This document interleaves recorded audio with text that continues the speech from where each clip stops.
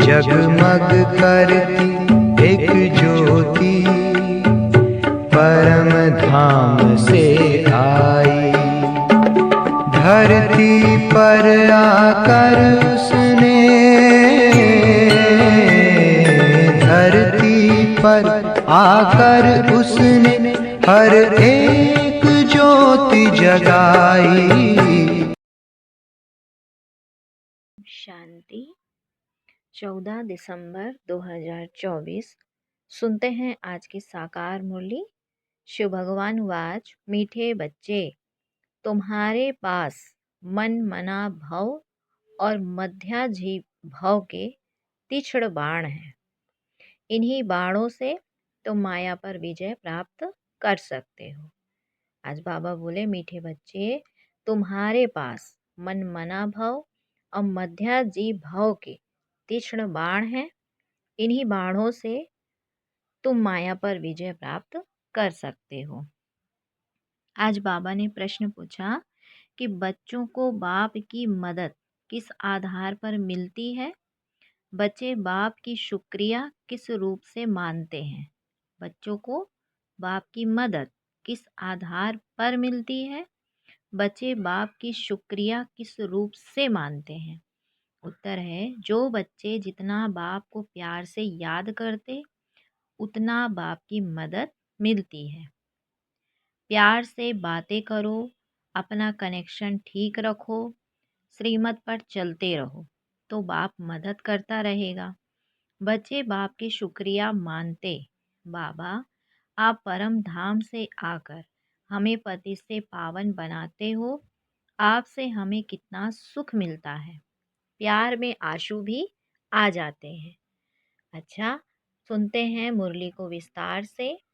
बाबा ने कहा कि बच्चों को, ओम शांति, बच्चों को सबसे प्रिय है माँ और बाप, और माँ बाप को फिर बच्चे हैं बहुत प्रिय। अब बाप जिसको त्वमेव मातस्य च पिता कहते हैं, लौकिक माँ बाप को तो कोई ऐसे कह ना सके। यह महिमा है जरूर, परंतु किसकी है यह कोई नहीं जानते। अगर जाने तो वहाँ चला जाए और बहुतों को ले जाए। परंतु ड्रामा की भाभी ही ऐसी है, जब ड्रामा पूरा होता है तब ही आते हैं।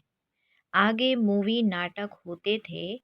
जब नाटक पूरा होता था तो सभी एक्टर्स स्टेज पर खड़े हो जाते थे। बाबा ने कहा, यह भी बेहद का बड़ा नाटक है। यह भी सारा बच्चों की बुद्धि में आना चाहिए। सतयुग, त्रेता, द्वापर, कलयुग, यह सारी सृष्टि का चक्र है। ऐसा नहीं मूल वतन, सूक्ष्म वतन में चक्र फिरता है। सृष्टि का चक्र यहाँ ही फिरता है। बाबा ने कहा कि सृष्टि का चक्र जो है इस साकार लोक में ही फिरता है। गाया जाता है एक ओमकार सत्य नाम। तो यह महिमा किसकी है? फल ग्रंथ में भी सिख लोग महिमा करते हैं। गुरु नानक वाच। अब एक ओमकार, यह तो उस निराकार परमात्मा की ही महिमा है, परंतु यह लोग परमात्मा की महिमा को भूल गुरु नानक की महिमा करने लगते हैं। सतगुरु भी नानक को समझ लेते हैं।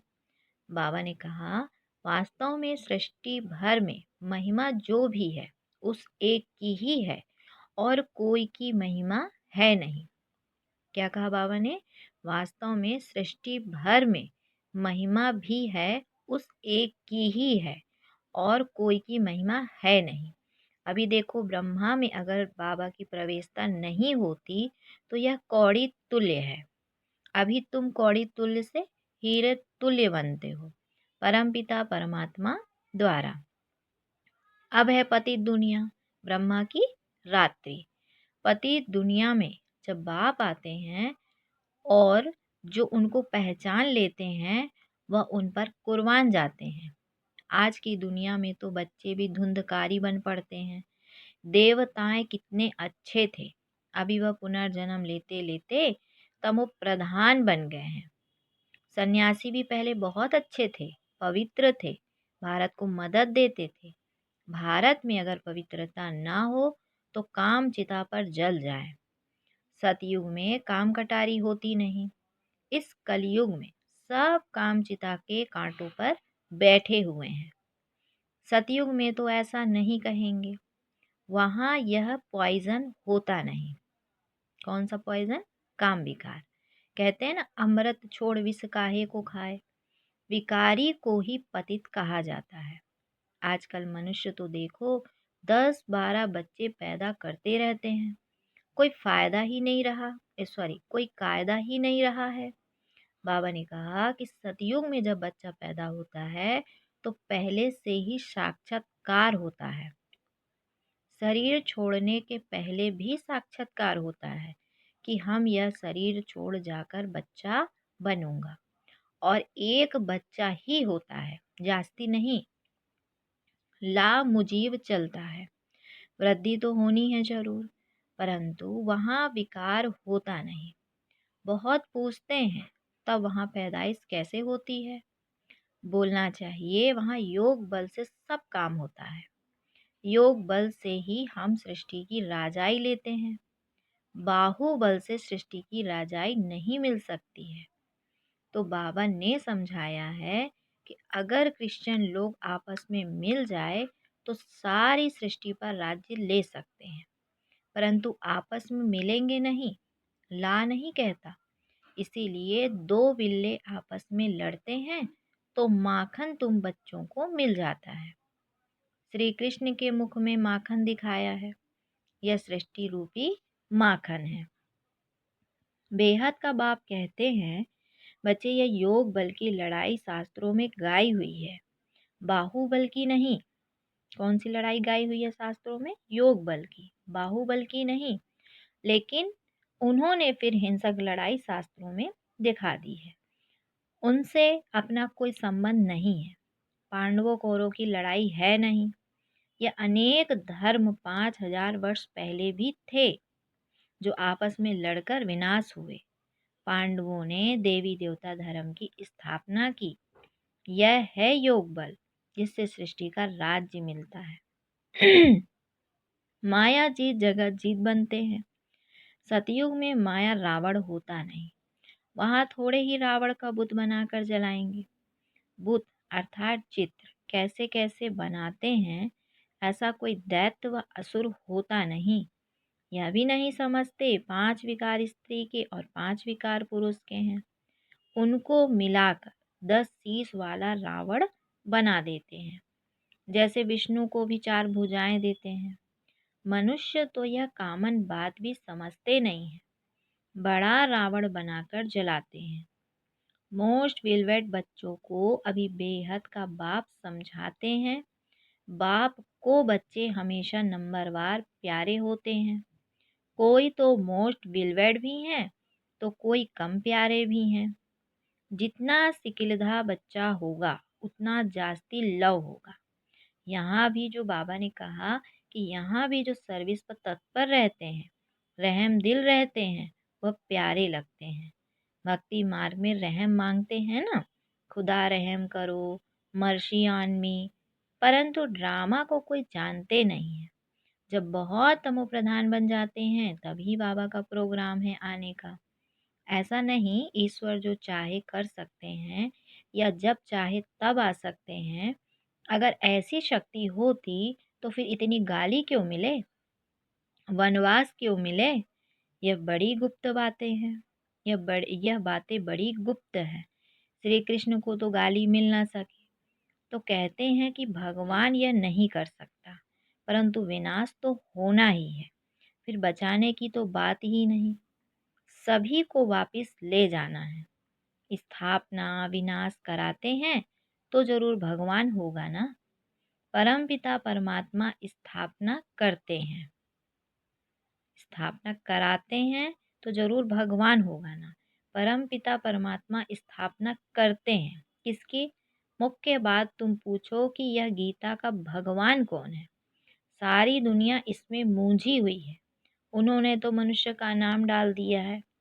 आदि सनातन देवी देवता धर्म की स्थापना तो भगवान बिगर कोई कर ही नहीं सकता। फिर तुम कैसा कहते हो कि श्री कृष्ण गीता का भगवान है? विनाश और स्थापना कराना किसका काम है? गीता के भगवान को भूल गीता को ही खंडन कर दिया है। यह बड़े ते बड़ी भूल है।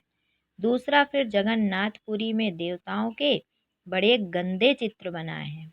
गवर्नमेंट की मना है गंदे चित्र रखने की, तो इस पर समझाना चाहिए। क्या कहते हैं बाबा? गवर्नमेंट की मना है गंदे चित्र रखने की, तो इस पर समझाना चाहिए कि इन मंदिरों पर कोई की बुद्धि में यह बातें नहीं आती हैं। यह बातें बाबा ही बैठ समझाते हैं। देखो, बच्चियां कितना प्रतिज्ञा पत्र भी लिखती हैं, खून से भी लिखती हैं। एक कथा भी है ना, श्री कृष्ण को खून निकला तो द्रौपदी ने अपना चीर फाड़ कर बांध दिया। तो यह लव है ना, तुम्हारा लव है शिव बाबा के साथ। इनका अर्थात ब्रह्मा का खून निकल सकता है, इनको दुख हो सकता है, लेकिन शिव बाबा को कभी दुख नहीं हो सकता, क्योंकि उनको अपना शरीर तो है नहीं। श्री कृष्ण को अगर कुछ लगे तो दुख होगा ना, तो उनको फिर परमात्मा कैसे कह सकते हैं? बाबा कहते हैं कि मैं तो दुख सुख से न्यारा हूँ। हाँ, बच्चों को आकर सदा सुखी बनाता हूँ। सदा शिव गाया जाता है। सदा शिव सुख देने वाला कहते हैं। मेरे मीठे मीठे सिकिलधे बच्चों, जो सपूत हैं, ज्ञान धारण कर पवित्र रहते हैं, सच्चे योगी और ज्ञानी रहते हैं, वह मुझे प्यारे लगते हैं। बाबा ने कहा कि लौकिक बाप के पास भी कोई अच्छे कोई बुरे बच्चे होते हैं। कोई कुल बाबा कहते कोई कुल को कलंक लगाने वाले निकल पड़ते हैं, बहुत गंदे बन जाते हैं। यहाँ भी ऐसे है। आशर्वद बच्चा बनंती सुनंती कथंती फिर फारकती देवंती। इसीलिए ही निश्चय पत्र लिखवाया जाता है, तो वह लिखत फिर सामने दी जाएगी। ब्लड से भी लिख कर देते हैं, ब्लड से लिखकर प्रतिज्ञा करते हैं। आजकल तो कसम भी उठवाते हैं। बाबा ने कहा परंतु वह है झूठा कसम। ईश्वर को हाजिर नाजिर जानना अर्थात यह भी ईश्वर है। ये मैं भी ईश्वर कसम उठाता हूँ। मतलब अर्थात इसका मतलब यह भी ईश्वर है और मैं भी ईश्वर कसम उठाता हूँ। तो बाप कहते हैं अभी तुम प्रैक्टिकल में हाजिर नाजिर जानते हो। बाबा इन आंखों रूपी खिड़कियों से देखते हैं। यह पराया शरीर है, लोन पर लिया है। बाबा किराएदार हैं। मकान को काम में लाया जाता है ना, तो बाबा कहते हैं कि मैं यह तन काम में लाता हूँ। बाबा इन खिड़कियों से देखते हैं, हाजिर नाजिर है। आत्मा जरूर आर्गन्स से ही काम लेगी ना। बाबा ने कहा कि आत्मा जरूर आर्गन से ही काम लेगी ना। मैं आया हूँ तो जरूर सुनाऊंगा ना।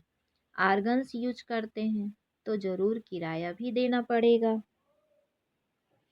तुम बच्चे इस समय नर्क को स्वर्ग बनाने वाले हो। तुम रोशनी देने वाले, जागृत करने वाले हो, और तो सब कुंभकर्ण की नींद में सोए पड़े हैं। तुम माताएं जगाती हो, स्वर्ग का मालिक बनाती हो। इसमें मेजॉरिटी माताओं की है, इसीलिए वंदे मातरम कहा जाता है। भीष्म पितामह आदि को भी तुमने ही बाण मारे हैं। मन मना भव मध्याजी भव का बाण कितना सहज है। इन्हीं बाणों से तुम माया पर जीत पा लेते हो। तुम्हें एक बाप की याद, एक की श्रीमत पर ही चलना है।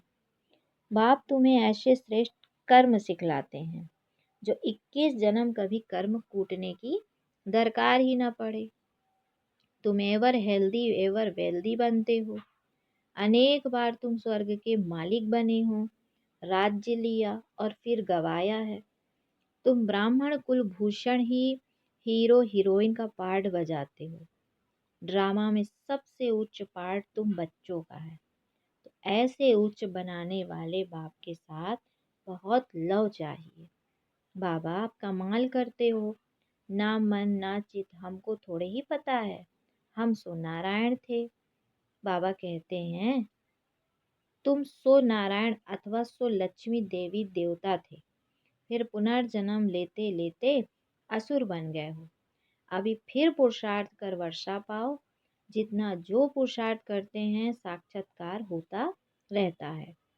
राजयोग एक बाप ने ही सिखलाया था। सच्चा सच्चा सहज राजयोग तो तुम अभी सिखला सकते हो। तुम्हारा फर्ज है बाप का परिचय सबको देना। सभी निधन के बन पड़े हैं। यह बातें भी कल्प पहले वाले कोटों में कोई ही समझेंगे। बाबा ने समझाया है कि सारी दुनिया में महान मूर्ख देखना हो तो यहाँ देखो। बाप जिनसे 21 जन्म का बरसा मिलता है उनको भी फारकती दे देते हैं। यह भी ड्रामा विनोद है। बाबा कहते कि अभी तुम स्वयं ईश्वर की औलाद हो, फिर देवता क्षत्रिय वैश्य शूद्र की औलाद बनेंगे। अभी आसुरी औलाद से ईश्वरीय संतान बने हो।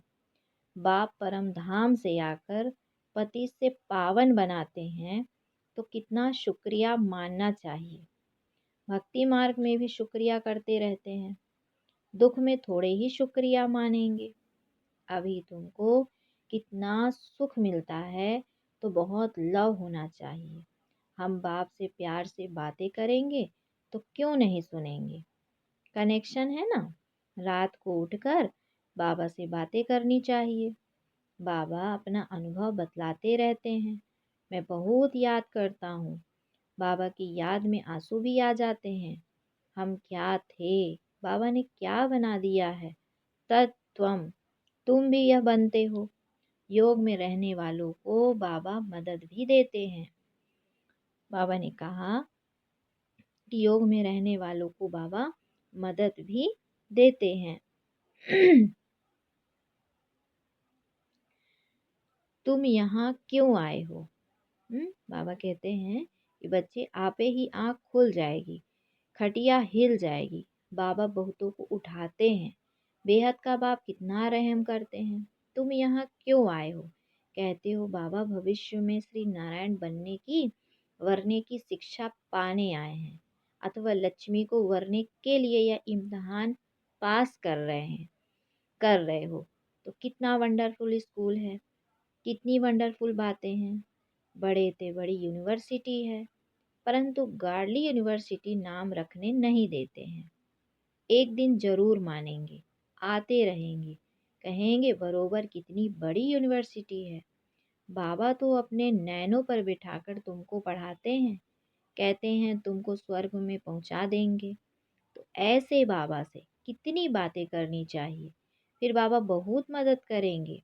जिनके गले घुटे हुए हैं उनका ताला खोल देंगे। रात को याद करने से बहुत मजा आएगा। बाबा अपना अनुभव बतलाते हैं। मैं कैसी बातें करता हूँ अमृत वेले।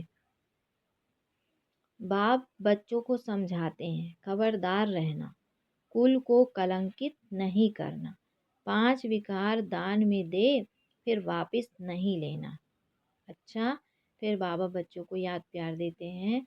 मीठे मीठे सिकिलधे बच्चों प्रति माता पिता बाप दादा का याद प्यार और गुड मॉर्निंग। रूहानी बाप की रूहानी बच्चों को नमस्ते। हम रूहानी बच्चों की रूहानी माता पिता बाप दादा को याद प्यार गुड मॉर्निंग और नमस्ते। सुनते हैं आज की धारणा। बाबा ने कहा कि बाप का प्रिय बनने के लिए रहम दिल बन सर्विस पर तत्पर रहना है। सपूत आज्ञाकारी बन सच्चा योगी व ज्ञानी बनना है। सच्चा योगी व ज्ञानी बनना है।